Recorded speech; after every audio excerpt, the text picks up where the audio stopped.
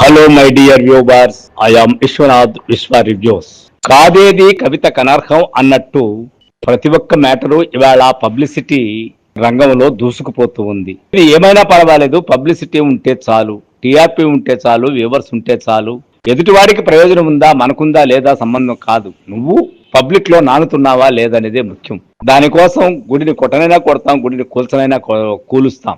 అలాంటి పబ్లిసిటీ యావా పిచ్చి ఈ రోజుల్లో రాజ్యం చేస్తుందనే చెప్పాలి. లేకపోతే ఏమిటండి, అనసూయకు గుడి కడతానని చెప్పి స్టేట్మెంట్ రావడం ఏంటి, దాని మీద చర్చ జరగడం ఏమిటి, మనం దానికి అదే పనిగా వైరల్ చేయడం ఏంటి, ఇంతకు నేను కూడా దానికి సంబంధించి వీడియో చేయడం ఏంటి.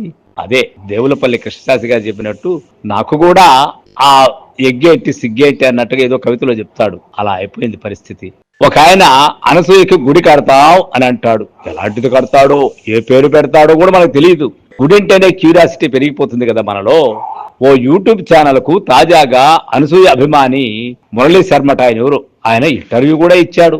ఈ సందర్భంగా యాంకర్ అనసూయ కోసం గుడి కట్టబోతున్నట్లు వెల్లడించారు. టాలీవుడ్ స్టారు, నటి, ప్రముఖ యాంకరు అనసూయ గురించి నిత్యం ఏదో ఒక వార్త వైరల్ అవుతూనే ఉంది. నటుడు శివాజీ చేసిన కామెంట్ల తర్వాత అనసూయ గురించి పంచాయతీ కొనసాగుతోంది. ఇలాంటి నేపథ్యంలో యాంకర్ అనసూయ కోసం గుడి కట్టబోతున్నట్టు సంచలన ప్రకటన చేసింది. ఈ ప్రకటన చేసింది ఎవరో కాదు, ఆమె అభిమాని అంటూ చెప్పుకుని తిరిగే మురళీ శర్మ. నటుడు శివాజీ చేసిన కామెంట్ల నేపథ్యంలో అనసూయ భరద్వాజ్ కౌంటర్ ఇచ్చిన సంగతి తెలిసిందే. మా శరీరం మా ఇష్టం, ఎలాంటి బట్టలు వేసుకుంటే నీకేంటి నొప్పి అన్న రేంజ్ లో అనసూయ స్ట్రాంగ్ కౌంటర్ ఇచ్చారు. దీంతో అనసూయపై సోషల్ మీడియాలో ట్రోలింగ్ మొదలైంది. కాంగ్రెస్ కు చెందిన ఓ మహిళా నేత కూడా ఫైర్ అయ్యారు.